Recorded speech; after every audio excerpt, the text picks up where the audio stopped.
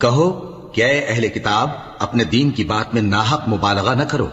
اور ایسے لوگوں کی خواہشوں کے پیچھے نہ چلو جو خود بھی پہلے گمراہ ہوئے اور اکثروں کو بھی گمراہ کر گئے اور سیدھے راستے سے بھٹک گئے۔ جو لوگ بنی اسرائیل میں کافر ہوئے ان پر داؤد اور عیسیٰ ابن مریم کی زبان سے لعنت کی گئی، یہ اس لیے کہ نافرمانی کرتے تھے اور حد سے تجاوز کیے جاتے تھے، اور برے کاموں سے جو وہ کرتے تھے ایک دوسرے کو روکتے نہیں تھے، بلا شبہ وہ برا کرتے تھے۔ تم ان میں سے بہتوں کو دیکھو گے کہ کافروں سے دوستی رکھتے ہیں، انہوں نے جو کچھ آگے بھیجا ہے برا ہے، وہ یہ کہ اللہ ان سے ناخوش ہوا اور وہ ہمیشہ عذاب میں مبتلا رہیں گے۔ اور اگر وہ اللہ پر اور پیغمبر پر اور جو کتاب ان پر نازل ہوئی تھی اس پر یقین رکھتے تو ان لوگوں کو دوست نہ بناتے، لیکن ان میں اکثر بد کردار ہیں۔ اے پیغمبر، تم دیکھو گے کہ مومنوں کے ساتھ سب سے زیادہ دشمنی کرنے والے یہودی اور مشرک ہیں، اور دوستی کے لحاظ سے مومنوں سے قریب تر ان لوگوں کو پاؤ گے جو کہتے ہیں کہ ہم نصارہ ہیں،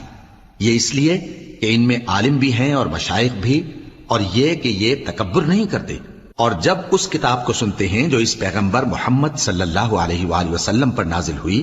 تو تم دیکھتے ہو کہ ان کی آنکھوں سے آنسو جاری ہو جاتے ہیں، اس لیے کہ انہوں نے حق بات پہچان لی، اور یہ اللہ کی جناب میں عرض کرتے ہیں کہ اے پروردگار، ہم ایمان لے آئے سو تو ہم کو ماننے والوں میں لکھ لے،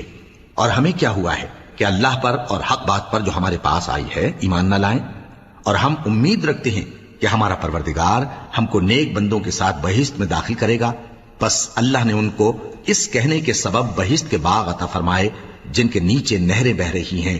یہ ہمیشہ ان میں رہیں گے، اور نیکوکاروں کا یہی صلہ ہے۔ اور جن لوگوں نے کفر کیا اور ہماری آیتوں کو جھٹلایا وہ جہنمی ہیں۔ مومنوں، جو پاکیزہ چیزیں اللہ نے تمہارے لیے حلال کی ہیں ان کو حرام نہ کرو،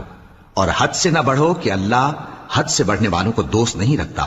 اور جو حلال و طیب روزی اللہ نے تم کو دی ہے اسے کھاؤ، اور اللہ سے جس پر ایمان رکھتے ہو ڈرتے رہو۔ اللہ تمہاری بے ارادہ قسموں پر تم سے مواخذہ نہیں کرے گا،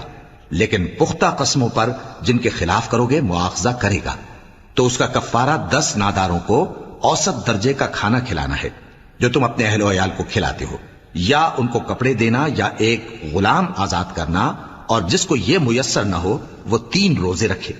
یہ تمہاری قسموں کا کفارہ ہے جب تم قسم کھا لو اور اسے توڑ دو،